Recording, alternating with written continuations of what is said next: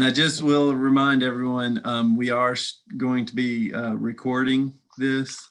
So you'll see that live on YouTube. So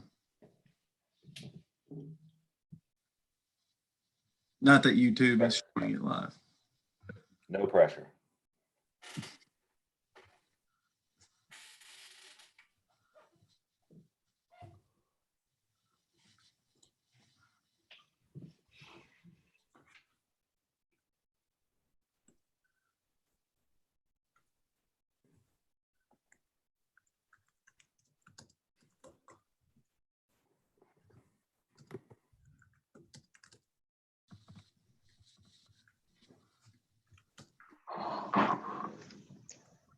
Liz. Yep, that's me. Hello, everyone. I wondered whose throne that was, awaiting arrival of the human. Everybody's joking about my chair all the time because, but you know, if I'm going to sit on these Zoom meetings and I get multiple ones a day, I'm going to be comfortable, you know? Yep. I got a lot of them, you know. We had a, God, it was, I think, over 8 hours the other day of a Zoom meeting. Just, Hello. you know. Hi, Anne. Hi. I'm going to see if this works for me. My daughter's taking her AP exam, so I'm worried about sucking up her, her bandwidth. So we'll see if this works. Not want to do that. I know. So if I get a yell from the other room, that would be what's happening. Hi, everybody. Nice to see you. Hello. Great. Nice to see everybody too. It seems like it's been much longer than 2 months, doesn't it? Like a world ago. Yeah, I'm just wondering if things are going to change or if we'll forget this really quickly and go back to our usual ways. I don't think so, at least not from a business planning point of view. We are, this is like a new normal operating procedure for us. We're just building this in for like our next year business plan. Mm-hmm. So Are we waiting for other people for a while?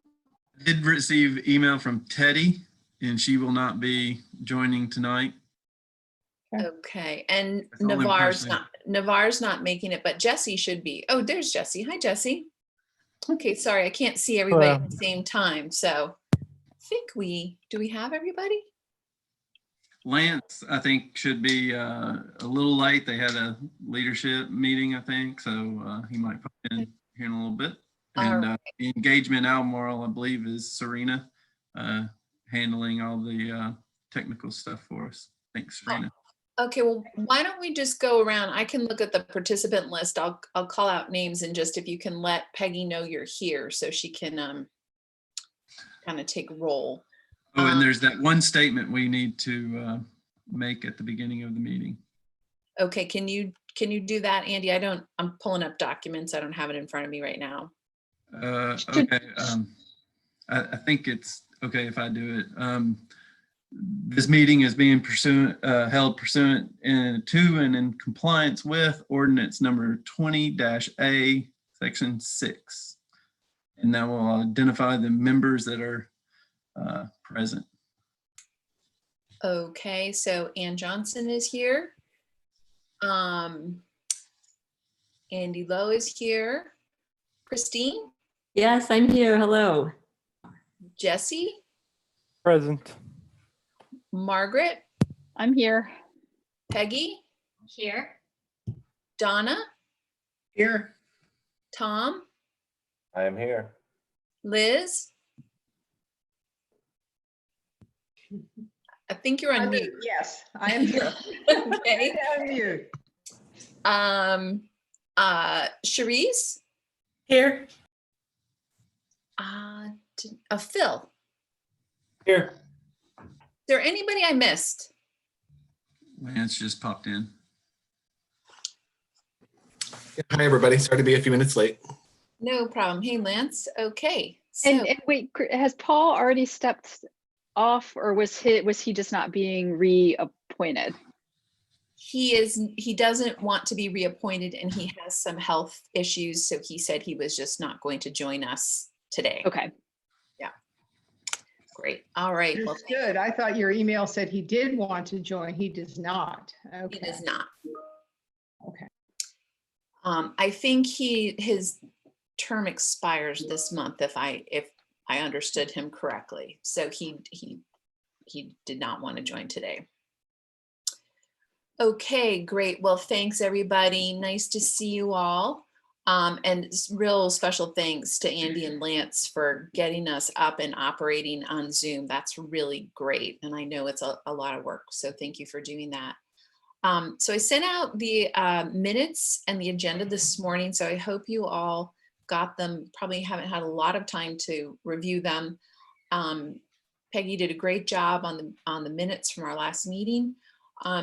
So if you have hopefully a chance to just scan them and look at them, they're pretty concise. I can give you a minute to look at them and then I'd ask for a motion to approve.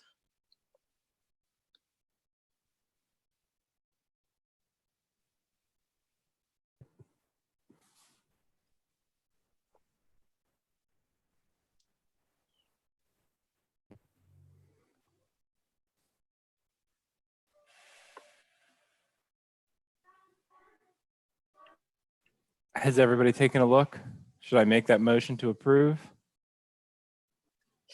Yes. Okay, is there a second for that? You need to get off mute. Yes, sorry, I was on mute. I second it. Great. All right. Everybody who approves the minutes, let's see, raise your hand on your Zoom. Okay, great. Anybody who does not approve them, please raise your hand. Okay, we have our minutes approved. Thank you very much, all. All right. So And that- I have a question. It's not a and maybe we'll talk about it. I don't know that I saw it on the agenda, but with the Board of Supervisors approving the SWAAC charge changes, can you remind me who the interested individuals are, or will we talk about that later? Who may be invited to join? Well, I wanted to have a discussion on that because that's kind of a big. I did under governance, Margaret. I have sort of nominations and discussion there. We have somebody who has applied some time ago, but we sort of needed the SWAAC charge to be approved. So she's in the queue, and then I would love to have a discussion about other people to consider. So I was hoping we would have that discussion today. So with that in mind, let's try to go through some of the agenda. We do have a guest joining us at 5. Thank you very much, Phil, for teeing that up for us.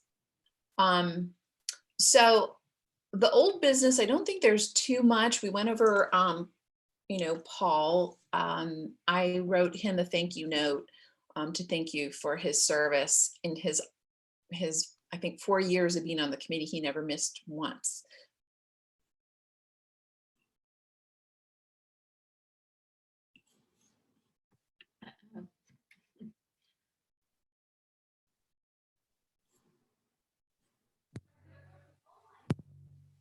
So that's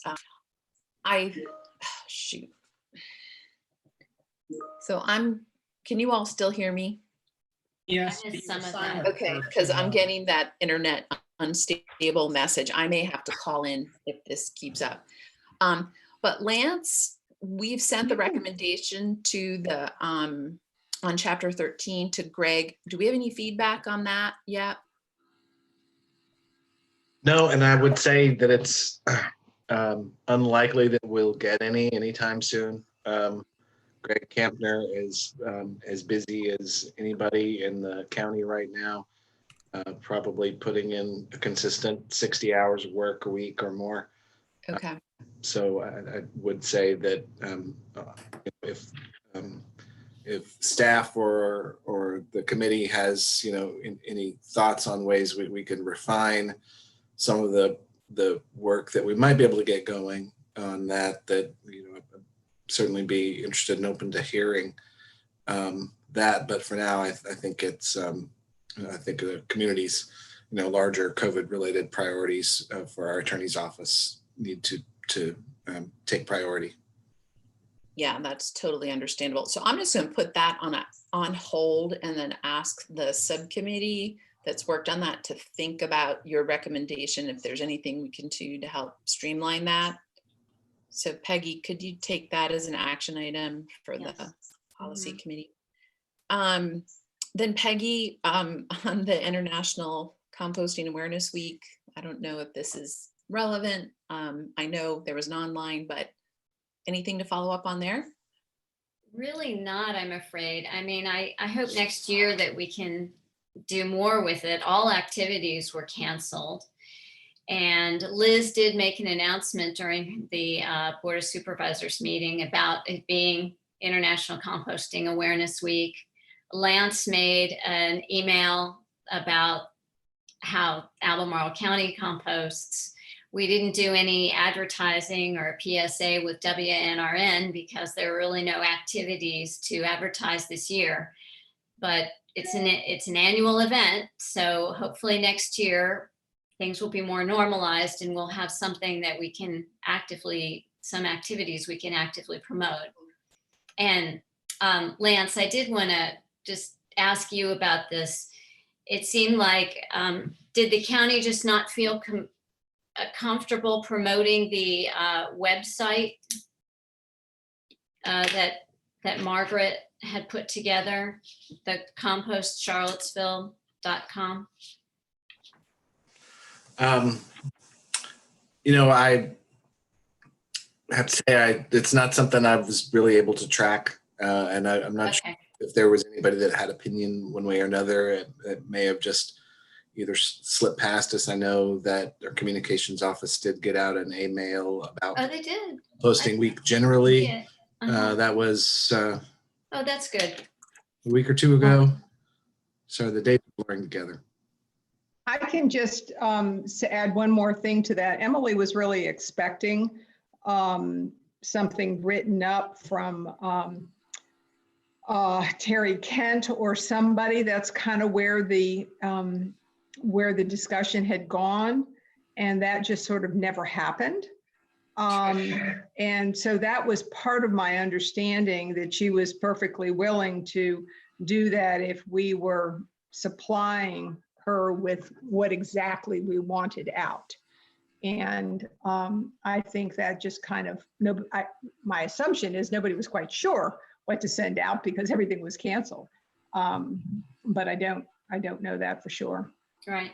Oh, I was hoping we could do a little more promotion of that site in and of itself, because there's a lot of detail there about local composting facilities and options. But I didn't know if maybe the concern was that it was maybe implicitly promoting Black Bear or Panorama Farms or something. Terry Kent didn't write any social media posts for Twitter or Facebook or whatever, but I thought maybe we could somehow link to the website. It's still up and available and all the information is there. And it'll probably just stay up all year and be updated for next year's events. So Peggy, if you can take a note on that. I think that Piedmont Master Gardeners is definitely interested in establishing a relationship with SWAAC and wanting to know more. So they'd be a good person to convey some of that information to. And I think also getting them teed up for next year. Well, they were actually in the meetings. Yeah, I know. And I just want to, if we can let them know, Okay. we want it to happen next year. And I think we can start the planning early. Okay, great. Okay, so I have the discussion with Greg Kampner on hold. So I did send some information to Phil on recycling ambassador programs and sort of master recycler programs. Did not find a, sort of a specific template. I asked around our company, and we have supported these programs. I have a colleague who's very familiar with the one in Raleigh. So I didn't quite find what Phil was looking for. And just in some exchanges Phil and I have had, he's reached out to them, but I think like El Morale County, everybody is just, it's all COVID all the time. So it's hard to get anybody's attention, but I do think having a phone call with them to learn about how they got their program up and running would be helpful. And so Phil, anything our communications committee can do to help you with that, we'd be happy to Yeah, I don't want it to become like a roadblock. So if we make an effort and we don't find something, then let's go to plan B and make something. Okay. And if B is good as it is, and we'll do that. Okay. So, I mean, keep that if anybody, we can go that path. Right now, the last couple of weeks haven't been a great time to sit down and sort of have that abstract thought of how to do that. But I guess the best way to do it is just sit down and do it. So. Okay. We can't do it right now anyway, right? Because I wouldn't recommend it, but now's No. the time to get, The planning. just do the, the plan. Yeah, I think getting the planning, getting all the foundational information together. So when things do open up, we're ready to roll. I think that would be, good. So Phil, next action item was, and you've probably been busy, this probably wasn't top of your list, providing tonnages on recyclable material for the website. Oh, I have that. That's actually really easy to do. We keep track of that. I forgot. Okay. All right. Sorry. So then the other one is for you too, Phil, on following up on the outcome of the TJPDC and Nelson County Recycling Survey. I didn't read. I sent her an email. I didn't hear back, but that was right at that was what, March, when the world was falling apart. So Yeah. I don't hold it against anybody for not responding. So I will start over again with that. Yeah. Okay. Jesse, email to SWAAC on a draft scope of work for GBB. Can I use the world falling apart? Yeah. You may, and you're probably homeschooling at the same time while it's falling apart. That's right. So that being said, is there any interest in that work given the current budget constraints? Is it still valuable to draw up that scope of work? I think it's a Lance question. I think we should have it prepared. Okay. So if things move forward, if this thing is in place, we should know what we want out of it. I don't think it has to be super detailed, but what do we need? It's our best chance of, I think, integrating and doing that. But Lance? So we're talking about the GBB study? Yeah. Yeah. So I think I mentioned I met with, Andy and I met, it's probably 6 weeks ago with one of the vice presidents of GBB. Things got a little bit crazy for them and for us, but we have Andy's been working directly with them along with Greg Harper with some assistance and refining a scope of work. So they sent us a proposal based on some bullet level stuff that we sent them. We've asked for some modifications to that. And we're expecting that any day now. Andy may have actually gotten today. Okay. And we haven't gotten any pricing yet, and so we've asked them to structure their proposal in a way that could give us some options based on affordability, basically some essential things that we really like to know, and then some other things that would be nice to know. We're assuming, at least at this, as part of a phase 1 effort, that we wouldn't be asking for any significant public engagement, similar to what they were planning in Charlottesville was just massive public engagement. So, I want to be able to get this going. I'm very hopeful that we can. I do have sufficient funds to cover, I think, what could be a reasonably robust effort, but that will depend on what they come back with in terms of their response to us. So I think we could have the opportunity to cover or to share the proposal before we submit any, or to move forward with it. And certainly our elected members may want to have some input on that as well to make sure that we're hitting the mark. Can I add something really quick to that? And Jesse, actually, we talked about this in their ops committee, and Jesse got a list together and refined it more fully, and sent it over to Lance. So in fact, the committee did do something about this, and he doesn't necessarily need to an excuse. You're right. The world did fall apart, and I did do what I said I was going to do. So, and we talked to GBV about what was on that list, and like Lance said, they are supposed to be revising according to doing some steps, and a lot of it being assessments of where we are and what across the state, some comparisons for systems and facilities and infrastructure that needed. The part of it is, like Lance said, they were heavily into community engagement. So we've, kind of tiered that back, more of an assessment of existing for us and existing for other localities, both rural and urban areas. The Charlottesville study was kind of pushing that as well, and they were heavily invested in the stakeholder engagement with that too, or the community engagement with that too, and they've had to revamp that completely. Now, along with this, GBV themselves are revamping the way they do business, and a lot of it is getting redone. And I don't know that all of the staff are full-time at this point, so have hit some small delays. So it'll probably be more like next week that we receive a revised copy of the proposal with the revisions that we've talked to them about. And I'll share that with Lance. And you have been put on hold by the host.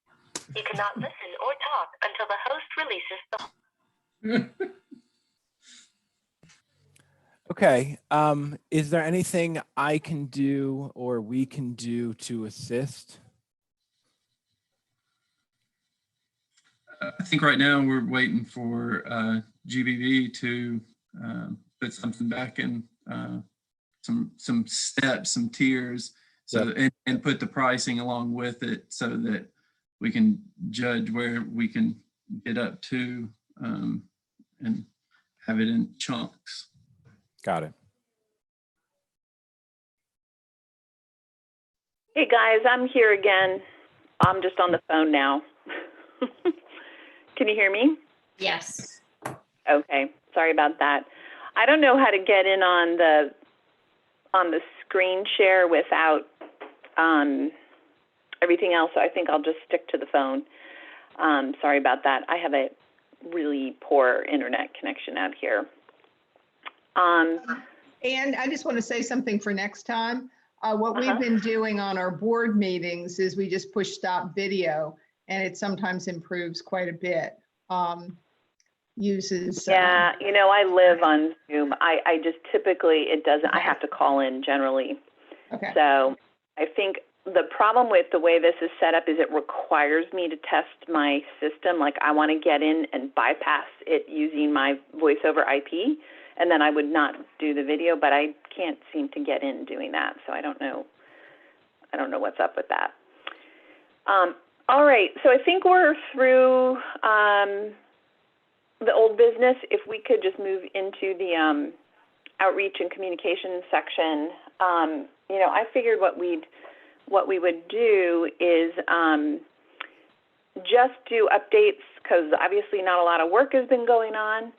And, you know, we could, each of the subcommittees could just talk a bit about where we are.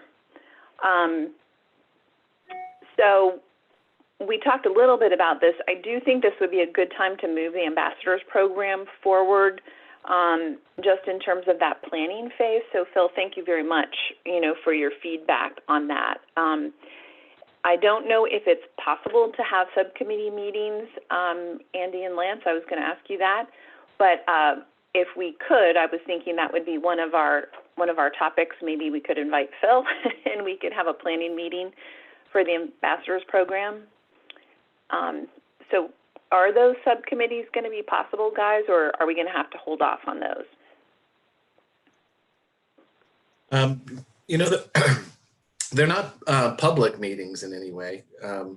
So I think if a subcommittee wants to meet via a phone or set up their own Teams meeting or Zoom meeting, that you'd be more than welcome to do that, whatever works for the for that subcommittee. I don't think that I know we wouldn't have any requirement to record it or show it live. So I don't think that we would have, the county would necessarily have any need to formally support that. If the subcommittee felt they did need some support, that may be a different question we could work through. Okay, all right, good. That's very helpful. So I think we can push forward on some of those things. Then the other thing I just wanted to update people on is that the Piedmont Master Gardeners has reached out to me about doing a presentation to their membership. It was originally scheduled for May, but they pushed it back till June. They wanted a big sort of general recycling webinar, but now they've focused it in and they really want to have one on sort of waste and recycling in Albemarle County. So Christine has kindly volunteered to help with this and put it together. So Phil, I have that deck that you put together in February and shared with the group. We were going to draw off that. I don't know if there's any other resources. I know they're particularly interested in composting, so any resources we have on that or any updates, I think they'd be very, very interested in. So I just wanted to Christine, you got the deck that I shared too from when Liz and I had presented to the Sierra Club. So that hopefully some of that you can pull into. Thank you. I haven't looked at it yet, but thank you. Yeah, so I think this is, you know, what we were hoping is this could be kind of our first time to put a deck together, and that we would then have it in our back pocket. So when other groups or we have other opportunities to do some outreach, we could, you know, it would be all set. I wanted to ask you, Phil, do you want us to run it by you? No, I mean, I'd be glad to help if I can, but I certainly don't need to be, you know, have any blessing on it or anything like that. Okay. The other question I had for Lance and Andy is that since, you know, we're presenting as the SWAAC, is there any like county template or anything we should be using, or does that not matter?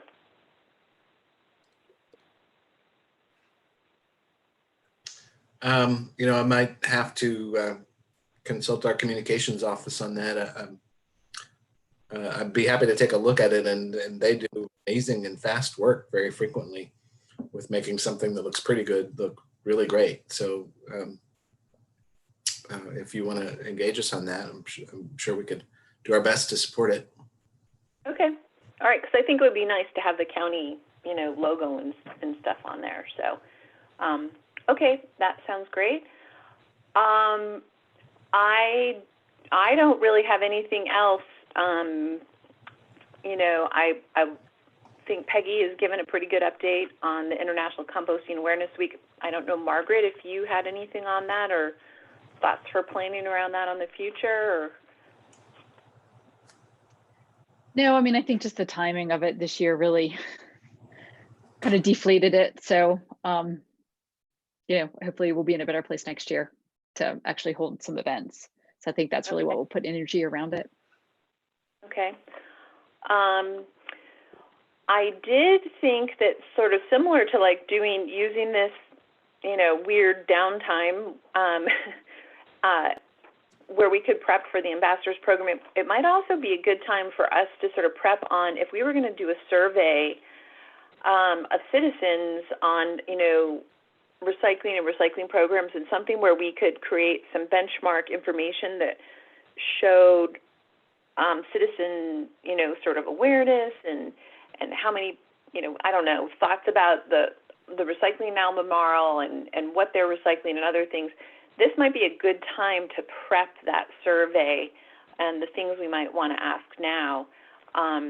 My vision is that this is something where we could start putting some of that feedback on the website just show results sort of annually. So that was something I was going to ask the subcommittee to start thinking about. So just tentatively, I threw out this date for a possible Zoom meeting of a week from this coming Friday, if that might work for people. I'll throw that out there. I'm happy to host it as a Zoom meeting, but Margaret and Christine and Peggy, if that would work for you. I know schedules are weird now, so I don't know if that'll work or not, but let me know. Are there any other thoughts on the communications people would like to chime in on? Well, we have kind of we've been wanting to update our reuse and recycling guide. And now is a good time to do that, I think, in some ways, except we don't know if many of those venues that have been receiving things in the past, whether, like used clothing and that sort of thing, whether they're all going to be opening back up again, or consignment shops. But that still needs to be updated. And I think that's something that will be useful going forward. Of course, all the reuse places are closed right now, except for Goodwill. You can drop things off at Goodwill, but you cannot shop in any of these consignment or reuse, thrift shop type places. That's good. Let's take a note on that too, Peggy. I think that I have heard sort of nationally that donation centers are sort of overwhelmed. Apparently everybody's doing a lot of closet cleaning during COVID. So Goodwill and others have just been inundated with donations. So I didn't know our local one was still open, but that sounds like a good thing for us to have teed up to work on. I think there is a lot of question about, I think most of the types of places that are collecting now, let's hope they're still going to be around at the end of this. I think some retail programs may really contract just from my work in the retail sector. They are getting, if you're not a grocer, you're getting hammered. So there's a lot of contraction in that particular sector. Okay, so Jesse, how about if I turn it over to you and, Okay. What's the update from operations? Not much more than the thing we already talked about with the GBB scope of work. I think our update is that I've been working with Charisse and others have been working with Charisse to get final numbers for 2019 together. I'll also add that our next activity is really to think about how we do the public data display of recycling information, which Phil just kindly shared the data for. Great. So have you all read the Bridge to Circularity report from the Recycling Partnership? It's a really good report about community-based recycling and a lot of information and trends. And they also have, I think, some really good infographics in there and, this idea of capture rates. And I think that issue of how you might display the data and metrics, Jesse, that report might have some ideas for you in it. And I'm happy to send you that link. Yeah, that'd be great. And other than that, I we'll send out some kind of meeting poll. I don't know exactly how to do it. I don't really want to meet on Monday at noon. So I will find a way to organize everybody into meeting options so that we can have a conference call sometime between now and the next time we get together. Phil, can I ask you to just give us an update on like what's happening in your world, like, you know, since this has all happened? It's because we don't scale in, scale out stuff very well. It's hard to give you a hard number. I would say though that we're down 20% on recycling on customers at McIntyre. Our paper sort facility used to get a lot of material from waste management and other people like Kohl's and whatever, and that's all just stopped. Like that stopped all of a sudden one day, like mid-March, they just quit. And I guess that's as those stores have closed up, they're not unpacking boxes, and you know how it goes.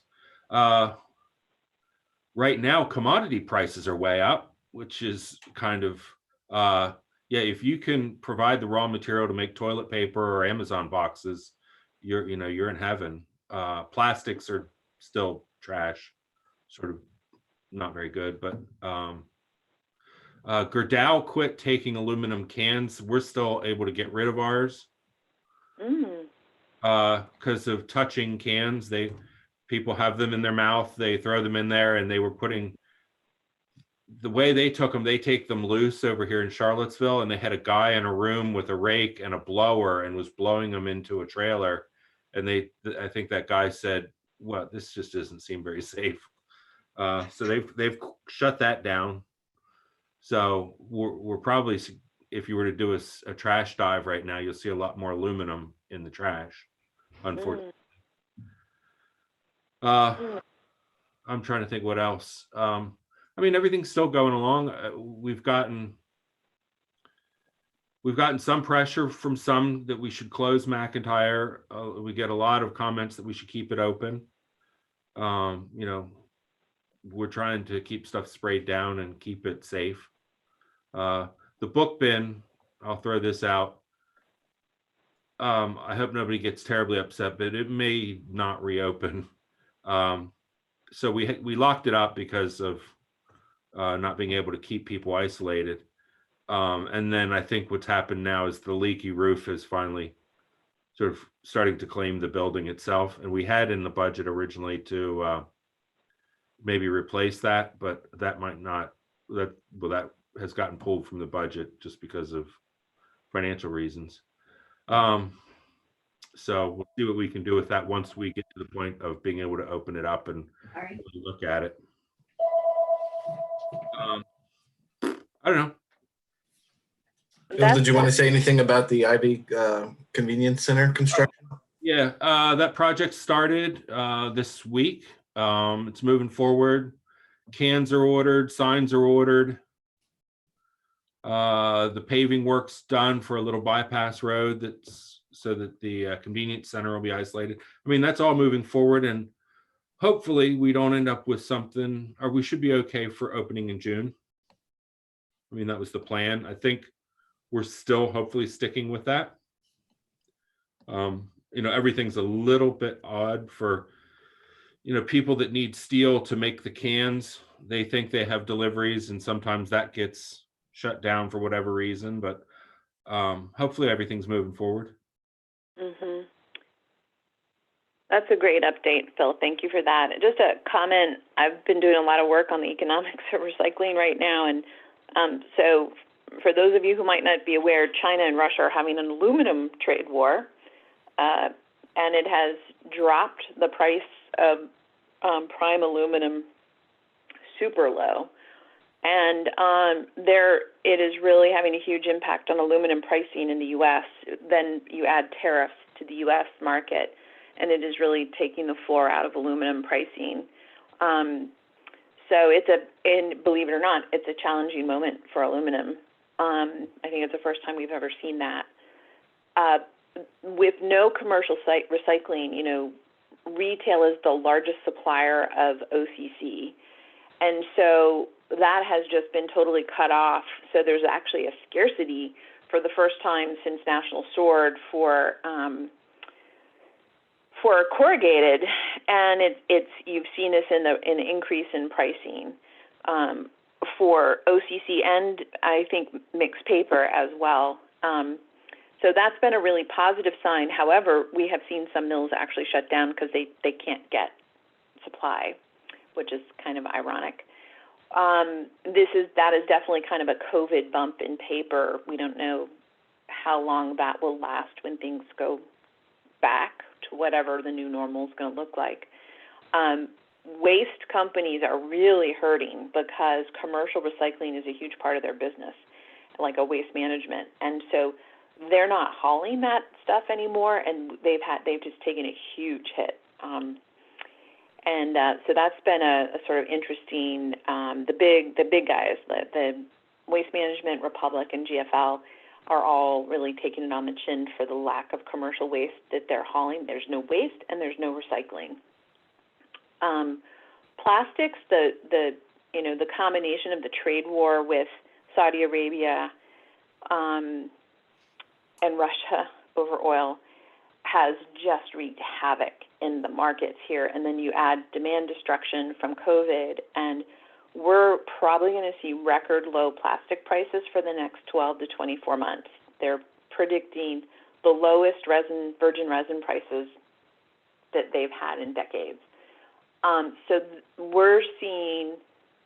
We are probably going to see a lot of what had been your basic plastic recyclers may close up shop, because the business model is, they're a cost-advantaged option to virgin resin, and that is disappearing. There's going to be no margin for that business.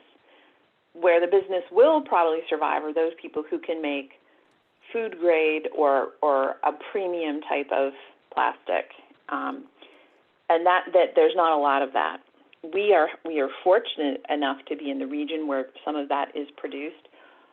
We know that the largest plastic recycler in the U.S. just announced that they had 0 orders for the month of June.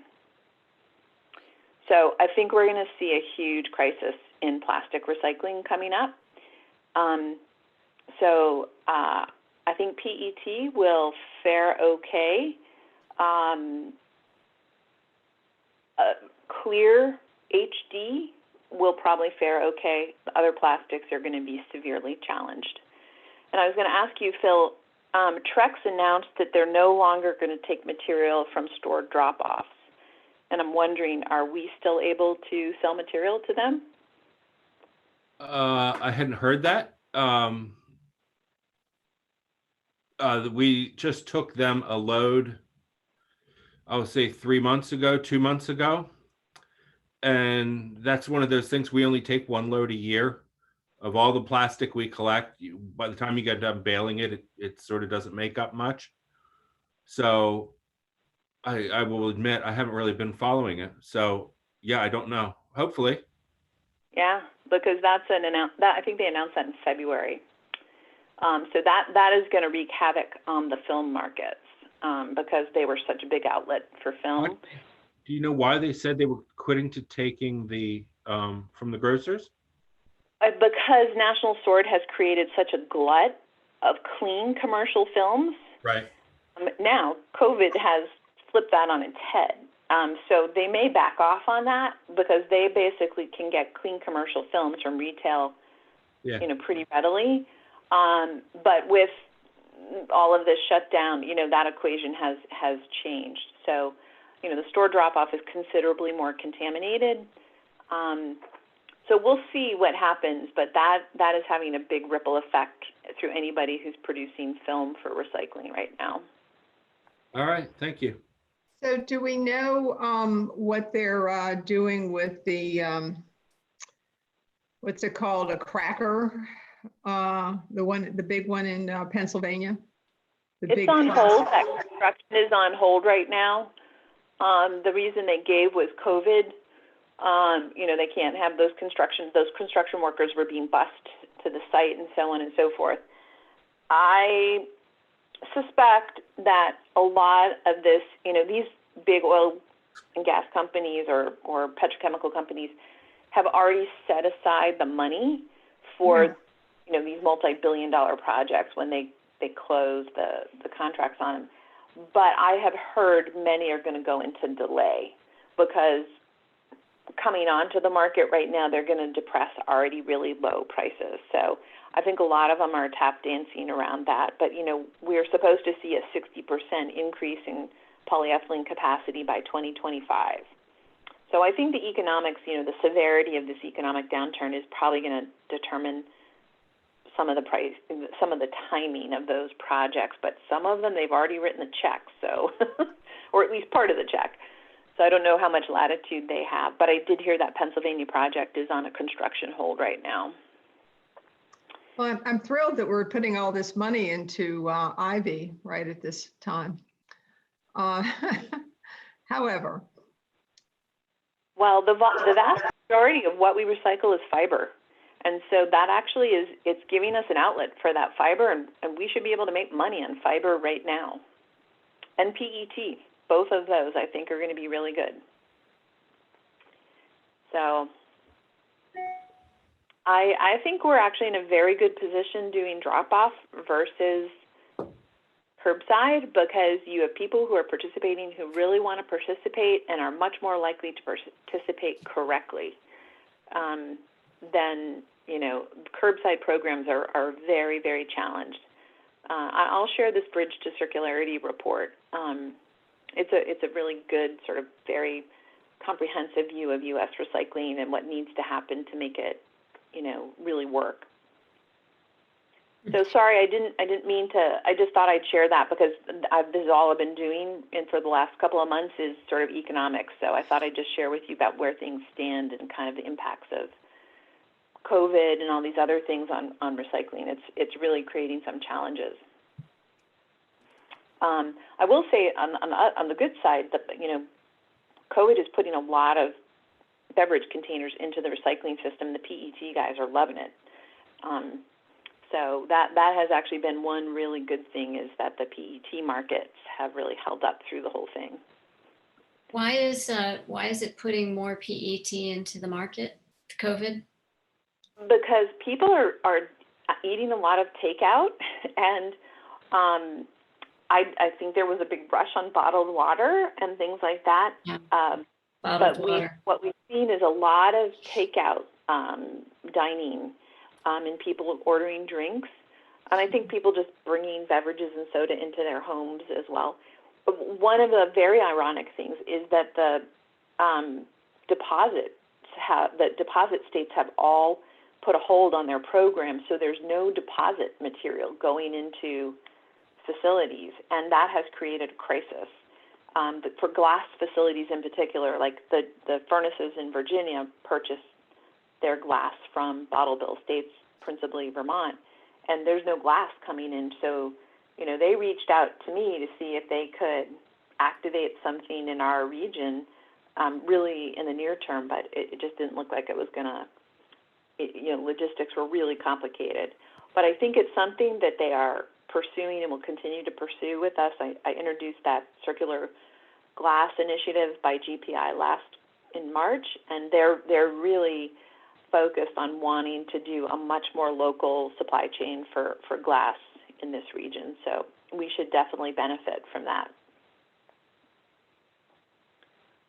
I know there's a lot of more use of single-use, disposable plastics as a result of this, but that's all going to be trash, almost all of it. I mean, even with takeout, very little of it is PET except for drinks bottles. Well, we're seeing that there's a much higher amount of contamination in curbside recycling and garbage from home. I mean, everybody who used to throw stuff out at work is now throwing it out at home. So the amount of residential trash is way up. People, I think that we've all been theorizing what is the run on toilet paper, and it's because most of the population was using TP at work. So now they have to use it at home. Yeah. I suspect most of the population was stealing TP from. So I just have to say this, my daughter has a theory about the toilet paper thing. That all the disaster zombie movies, when they talk, I don't watch these things. She says that frequently they run when they talk about the things they don't have anymore, it's toilet paper. And her theory is that people are just sort of subconsciously remembering their zombie movies. I don't know. I thought that was kind of crazy. Yeah. Well, I have friends who still can't find any in their communities. So, so I'm gonna, since Teddy is not here, Peggy, is there anything on planning and vision that you want to report out on? Well, in March, we were talking about the artificial turf fields for Darden Tow and concerns about that, but I think that's another COVID casualty. I don't know if that's a priority going forward in the county budget, but we're still, looking into that. Okay. All right. Well, let's go to governance and administration. And I didn't know, Lance or Andy, if you all had any updates on, I've kind of lost track of. I know you had a bunch of things from us, and they were in different consent agendas and anything. I don't know what the status of that stuff is, or if anything moved forward or not. Well, I've got a few sort of big picture things to talk about. One, I can speak to what Peggy brought up about the Darden Tow turf fields project. That is one of a pretty substantial list of projects that the county has formally paused. So we had just completed a sort of a pre-design study, and we're preparing to come back to the board to discuss that. And had a proposal in hand to begin design, but we have paused indefinitely. So we don't know if that's 6 months, 9 months, or a year, or multiple years at this point. It's depending on revenues and emerging priorities of the board and staff. So I think I'm not sure I would spend too much effort on that, Peggy, at this point. Because I think you've got some time, and I think we'll have plenty of notice, for when we might consider freeing up some of those projects, and those will probably be released in phases, I would think. And generally, just talking about budget again. Of course, the city and the counties both support Phil's operation. And different measures depending on the different locations. And I'll say that of the fairly deep cuts we took on the capital side, and I think the prudent cuts on the operating budget side, different parts of our support for the Ravenna Solid Waste Authority are funded from either capital or from operating. And we sort of have to do this in lockstep with Charlottesville first to a certain extent, because they co-support a number of programs. But as of now, the budgetary support for the Solid Waste Authority is continuing. I don't have a precise percentage, but it, about 95% or so of what was planned. Phil could answer some questions about specifically some of the things that they volunteered across the Solid Waste Authority and Water and Sewer Authority in terms of following what the city and the county are doing in terms of employee raises, which is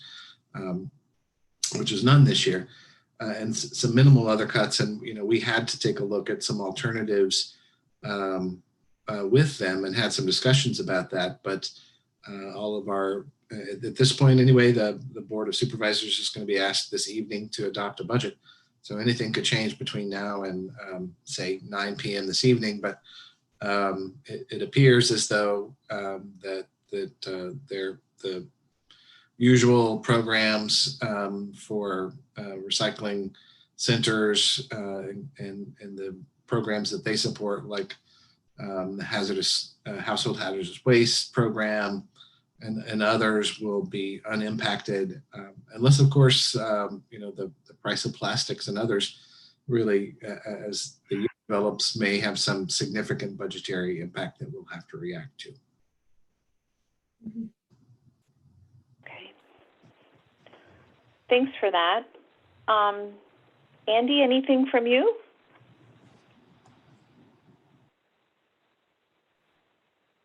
Just working on the GBB study with them. Already reported that.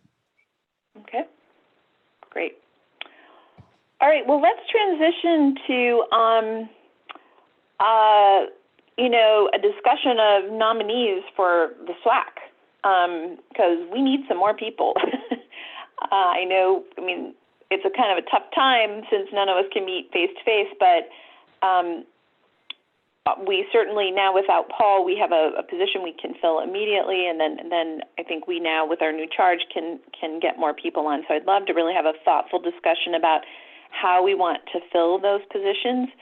I know Amy Loffer, I think she submitted her application maybe way back in December or November.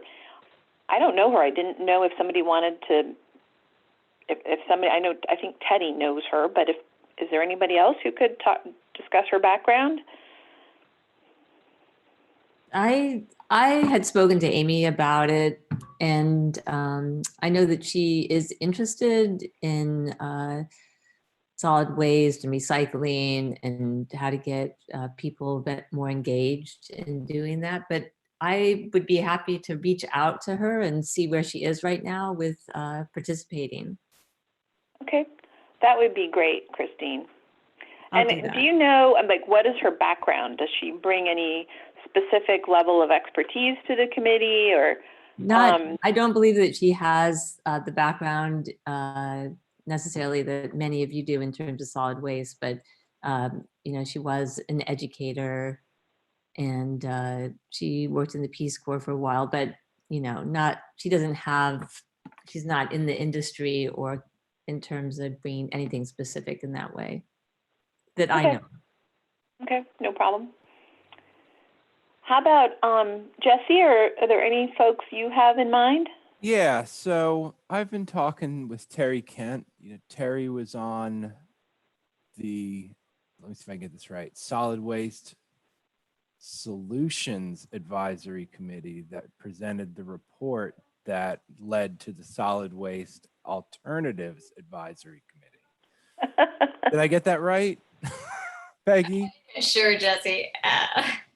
But anyway, she's been involved from a consumer advocate standpoint for a number of years. She's interested both in environmental sustainability and blogs as Better World Betty. She also worked at the Rivanna Solid Waste Authority and Water and Sewer Authority for a period of time, and is now with the Charlottesville Climate Collaborative.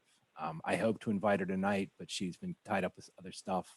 I'm hoping to invite her to the next meeting, if that's amenable to y'all. I think that would be great. Is she interested in joining, or are you just inviting her? I might have missed something. Yeah, she's interested in joining, but I think step one is come to a meeting again. Mm-hmm. Yep. Okay. How about, are there other ideas or recommendations for people we might want to do some outreach to? I think Navarre is interested. I don't know if we had he's not a county resident. So I don't know how important that is as a qualification. Either is Jesse. Right. True. Oh, then by all means, let's have Navarre apply. I think that would be great. He's done so much for this committee. Great. Peggy, can you reach out to him about that? Oh, sure, absolutely. That would be great. Good. Well, that is really, that's excellent. I'm really anxious for getting some more people on the committee. So those are all great leads. So I know, Phil, Michelle is going to join us any second now. Hopefully, Andy, she has the link, so she can just join. I think she's here already. Oh, she is. Hi, Michelle. Hey, Michelle. You can't see my face. I'm the static face there. Welcome. Hi, thank you so much. Thank you. Good to be here. So, Phil, do you want to give a little background before we ask Michelle to start? So yeah, Michelle is kind enough to join us today. I can't even really remember where I heard about recycling apps, even the concept of it.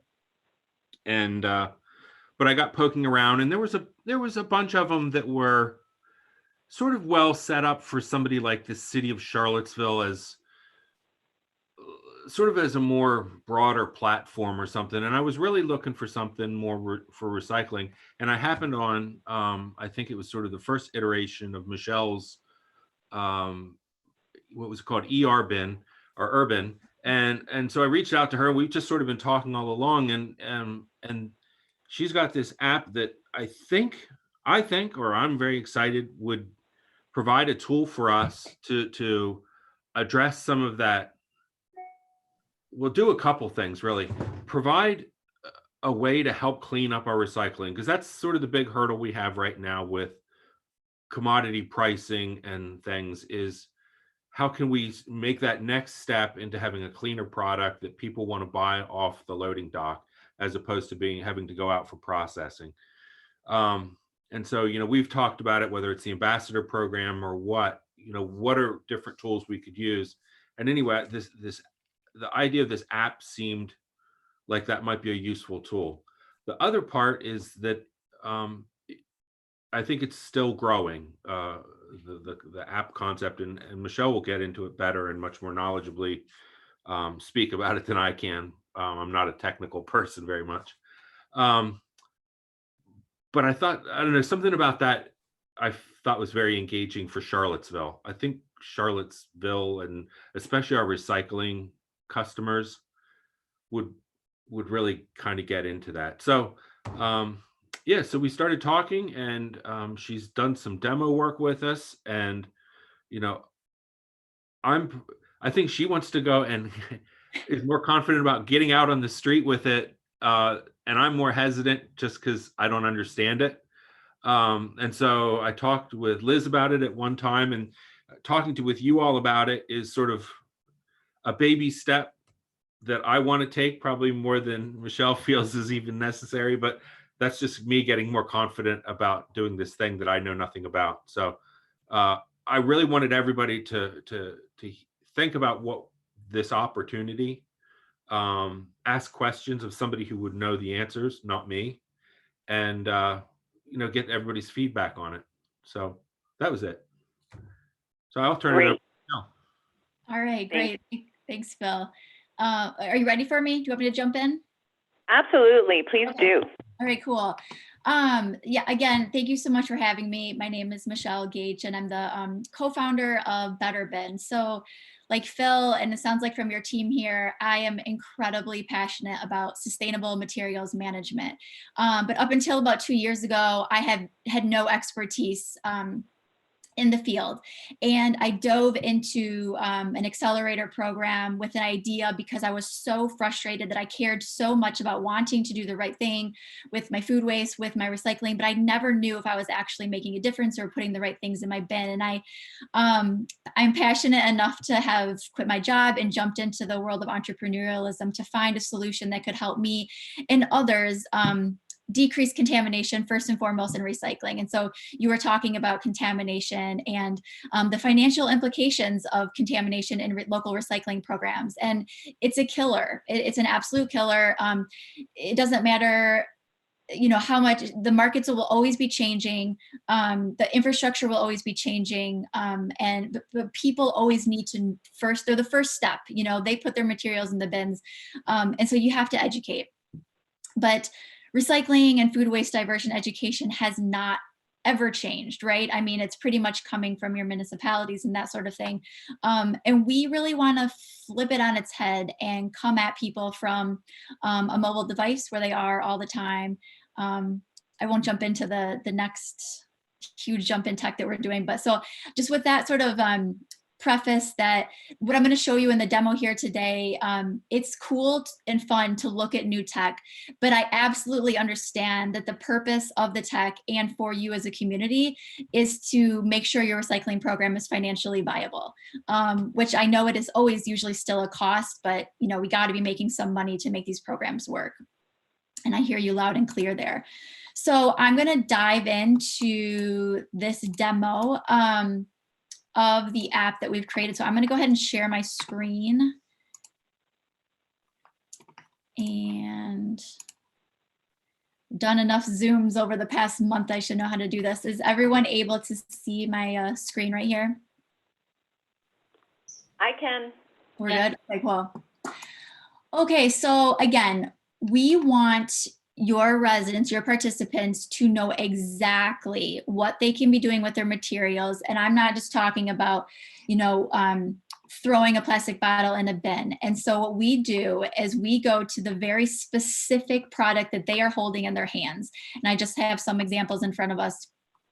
Hopefully my internet will be okay. I live in somewhat of a rural area and sometimes it's not the fastest, but so I worked with Phil to understand the guidelines for the Ravenna program, and we use a machine learning model to use data for products and instructions based on your local recycling guidelines.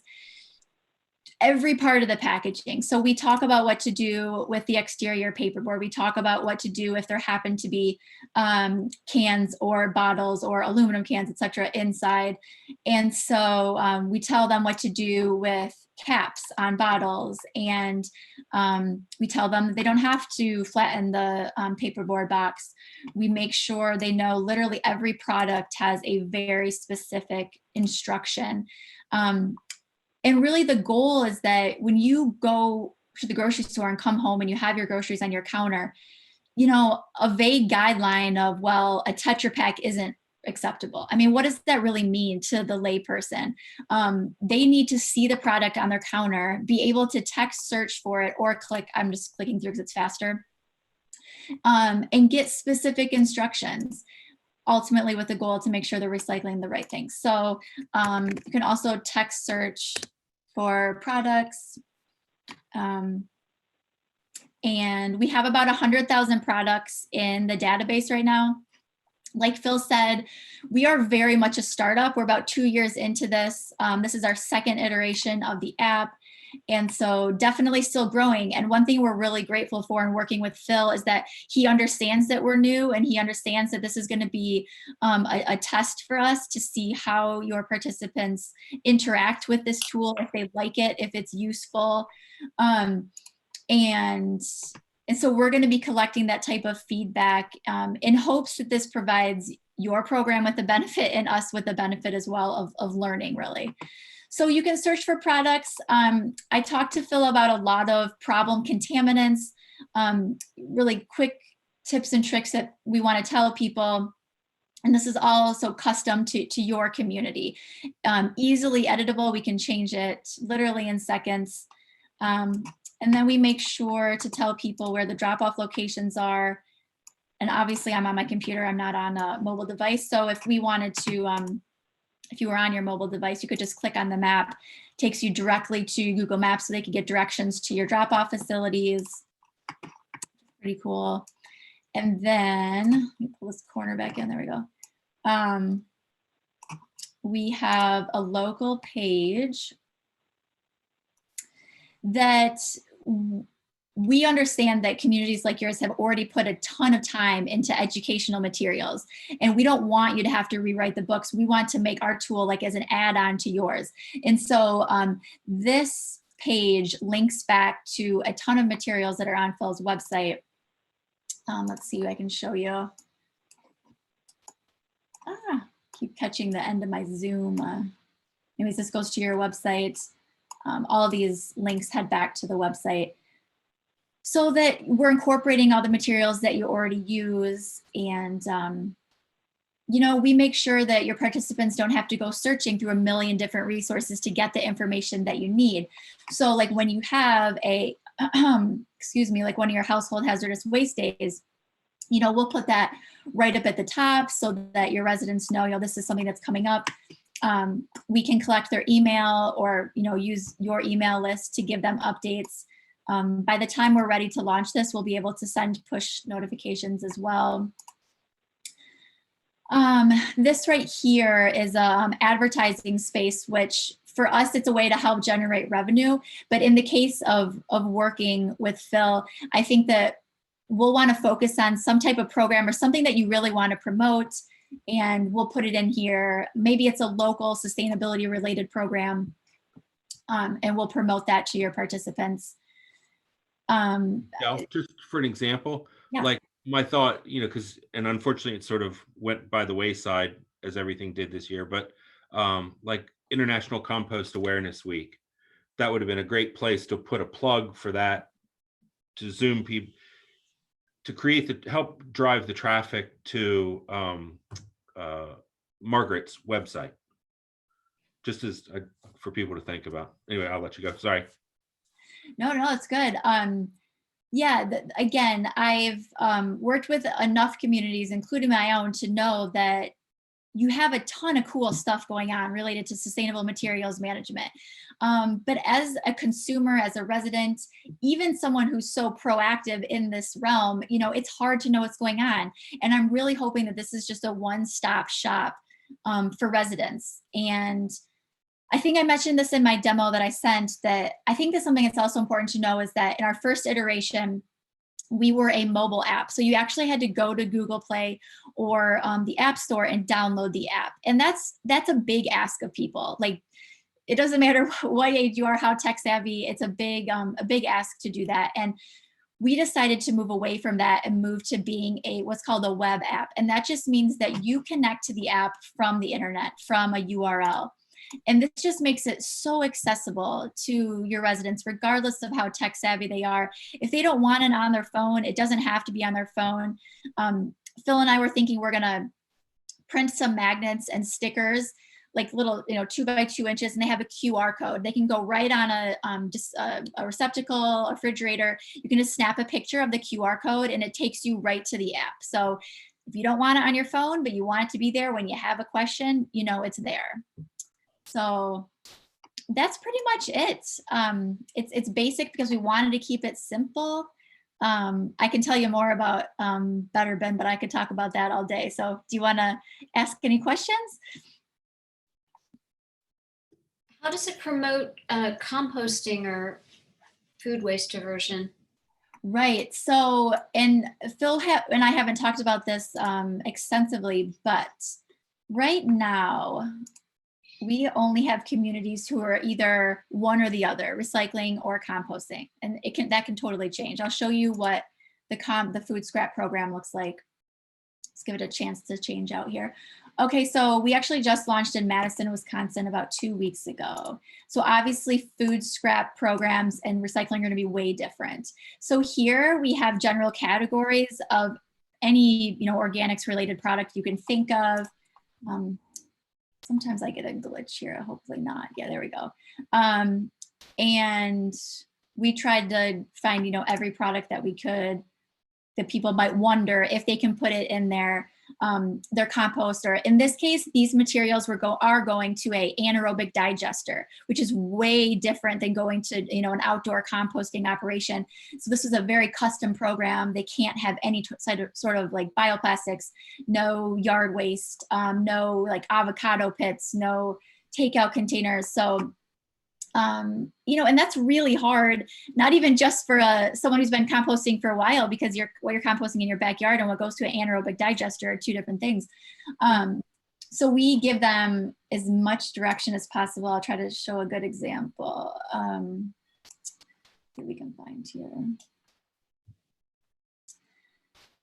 We talk about fruit stickers a lot, making sure we get a lot of questions about rinds and seeds, and we make sure to explain twist ties, rubber bands, anything a layperson might have a question about when it comes to composting or food scrapping, we try to answer. Great, that looks good.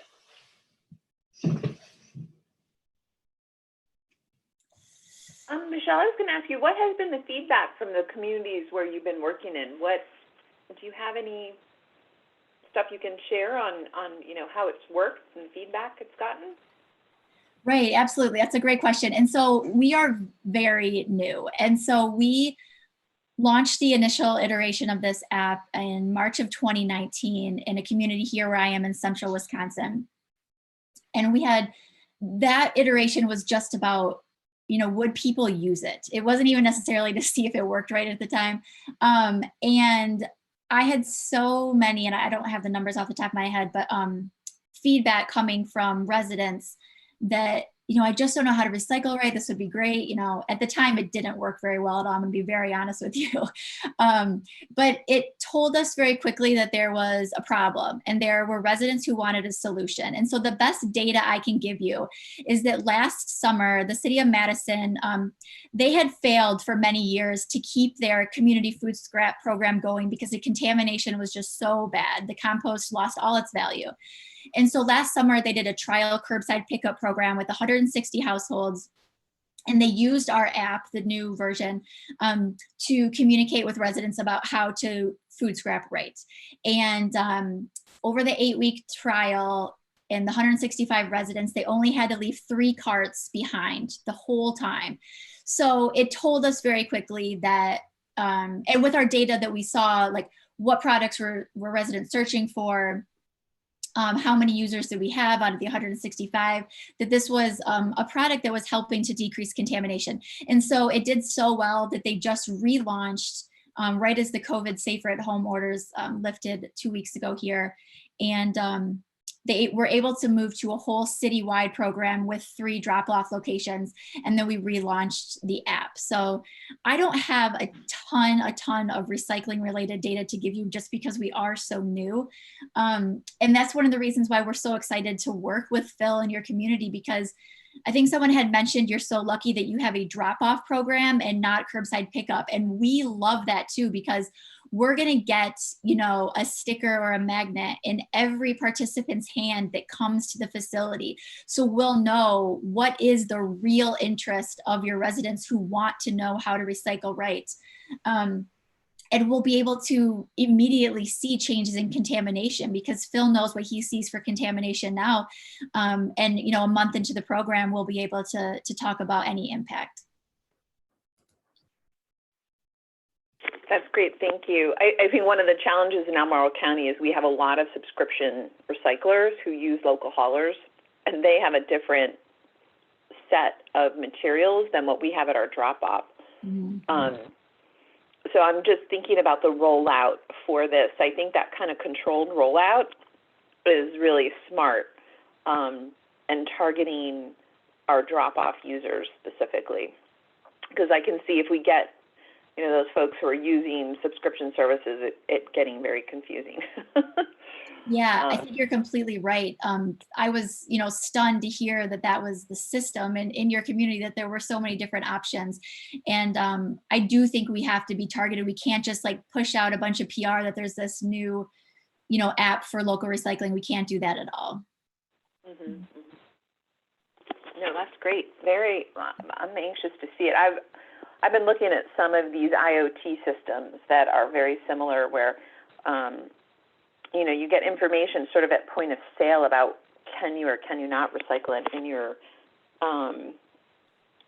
community, and they're doing that in Europe. But as far as I know, this is still really, really novel in the U.S. So it's pretty cool that we are one of the test sites for this. That would be a great thing for us to put up on the website and talk about, Phil.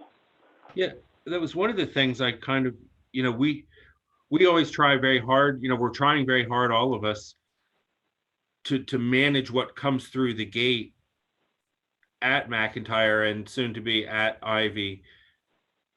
This allowed you to this will work in the store too. I mean, if somebody has questions and somebody really wants to question, hey, should I buy that? Or what do they do with that stuff anyway? It's something that can be answered before they pull their wallet out. And that's very empowering for people because we get them all the time, they're sitting there holding this thing at McIntyre and you have to look at them and say, yeah, that just needs to go in the trash. And then we're like, well, that now you tell me, I mean, that's almost that look they give you is the now you tell Yeah. me.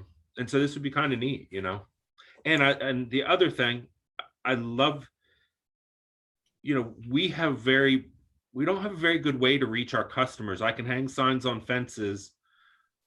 I can make little flyers to hand people.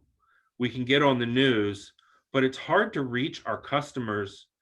And since we have such the vast majority of our customers are very loyal customers, I believe, they make an effort to be there. If we can get this in their pockets, there's now a way to reach our customers directly. I don't have to fill up the airwaves, as it were, with message, hoping it soaks in. That would be nice. I mean, I think that could be hugely valuable. Hey, we're closed today because of snow, or whatever. Yep. Or we're handing out free compost. Absolutely. Sorry. Are you able? Sorry. Yep. I wondered if you were able to customize products that are in the database, like if we're able to identify common contaminants to make sure that they're included in the products, so they'll people will get instructions for what to do with the contaminants. With the items that are not acceptable at the program, you mean? Yes. Mm-hmm. Yeah, so one thing that never lead with this because it never makes sense, but really our business is built on using data to do good. And so the idea is that once we're in the community for a month and we see 1,000 searches for these different products, we can break those down and say, okay, people are not understanding this type of product, this type of product, this type of product. And then we're going to be able to populate these featured images with those commonly searched for and just problematic contaminants. So it's just going to put in their face even more. Even if they didn't know what they didn't know, they could click on and say, oh, this is how it's supposed to be taken care of. So yeah, the goal is really to get a handle on what the residents don't know, and then we'll provide even better, more targeted communication and education for them. So you're using the data to kind of have continuous improvement, basically. Yes. Yeah. And yes, so we do right now, technically it's only called machine learning. So, oh my gosh, I'm blanking on the next level. AI means that it starts learning on its own. Mm-hmm. And so we don't have enough users yet to do that, but that's absolutely the goal, is to see in a safe way. We don't know that it's Michelle Gage searching for a product, but we know that it's someone from, Charlottesville, Virginia, and that they are searching for these 10 products. So that must be a problematic, problem for residents in that area. Just a couple of notes, which really Michelle can't do anything about this, but we don't have good cell phone service, yes, we don't have very good service at Ivy, period. So it's going to be pretty hard for people to use the web-based one there, or I guess the app, you need that too. So that's going to be a barrier for Ivy. The other thing I just want to mention, and I did talk to Phil about this, and thank you, I got the privacy information, but surveillance capitalism is a big subject these days. And I suspect we would just need a disclaimer or something like that from our lawyer or something like that for the app, I would assume. I don't know anything about it. I read through the privacy policy, and I'm not the one to make any judgment about it because I don't know enough about it. But that was just one thing that came to mind as something we need to ask about, I guess, the lawyers. Yeah, I think those security and data questions were really important. And I'm so glad that you asked about them so that I was able to develop that material. And yes, we are not built to make money on using data. So I feel, very comfortable being as open as I possibly can about what we are collecting and how we're using it. What about for product placement? I had wondered that too. You know, when I'm seeing brand name products and images featured, how do you select what products, you know, you deem as representative of a particular sample? Can companies pay you to have their products included in the database? That's a great question. So again, we're so new. We're so new. Right now, we have the about 100,000 products. How do I explain how we got that data? There are content or product data management systems that exist so that when you have a product and you want it on the shelf of Target and Walmart and any other store, that's where your data is stored and shared. And it's sometimes free. It's sometimes you work directly with the brand. Sometimes you have to purchase the data. And so that's where we've been able to collect this first 100,000 products. So it's been pretty random, to be honest with you. It's just been our ability to access the products that we have in here right now. In terms of what's going to be featured on the screen, that is based on user clicks. What's the word? We are using the most popular products searched for on the cover, so that again, we know a lot of your residents are asking the same questions. We want them to see the answer, everyone to see the answers.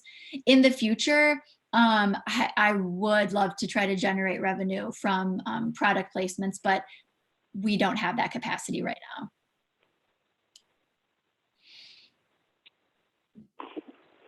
I have a question about what happens when people like leave Albemarle County and they go to Washington, D.C. And are they going to think that it still works when they go somewhere else?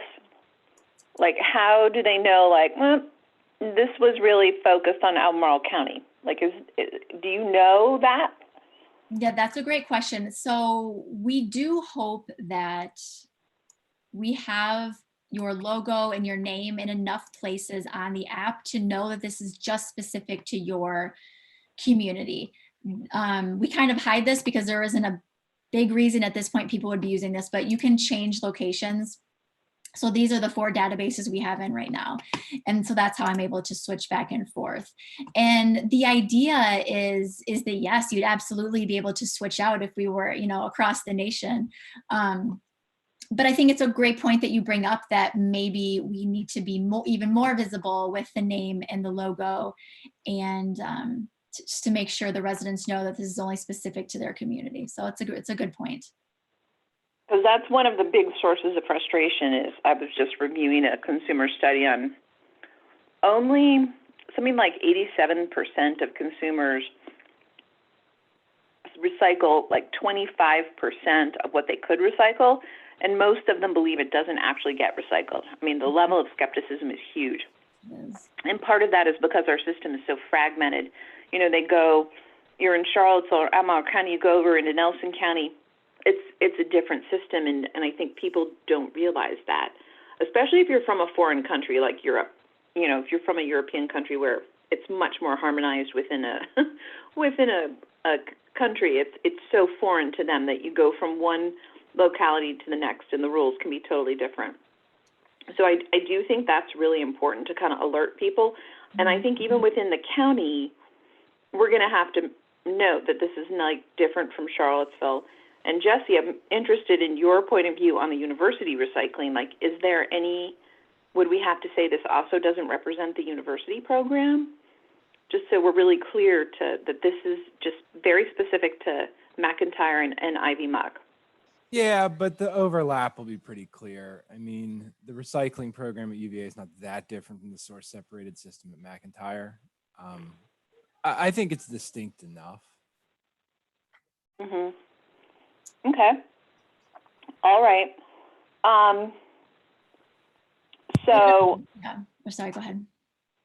Well, Lance is giving us a time check because we're just about at time, and the Board of Supervisor meeting starts at 6. So he's giving us our 1-minute warning. I will stop sharing. Well, Michelle, I wanted to thank you very much. I think this is I think it's a great step for our community, Phil. I think it's very exciting, and to see how people are going to use it and the feedback we get, because I agree with you. I think it's another tool to help improve the quality of what we're recycling. Thank you. I'd like to ask everybody in the SWAAC to, like, over the next week or next day or next 15 minutes, whatever you want to devote to it, if you think about it and if you come up with questions, email them to me. I mean, I'm using you all as a sounding board, and I want to hear what you think, whether good, bad, or concerns, whatever. So please, even after we hang up here, feel free to send those to me. Absolutely. So exciting. Yeah, thank you. I don't want to take too much of your time. So thank you so much just for letting me speak. And yeah, any questions, please. I want this to be something that really truly benefits your program just as much as it's going to benefit us to learn a whole lot about the product and make it better. So really, really appreciate the potential to collaborate. Well, thank you for, sharing with us today. And thank you, Phil, for setting it up. So, Okay. All right, everybody, I think that's a wrap then. Okay, thanks. Thank you. All right, let's everyone. Thank you. Great. Thank you. Bye. Take care, everybody. See you in a month. Thank you. Bye.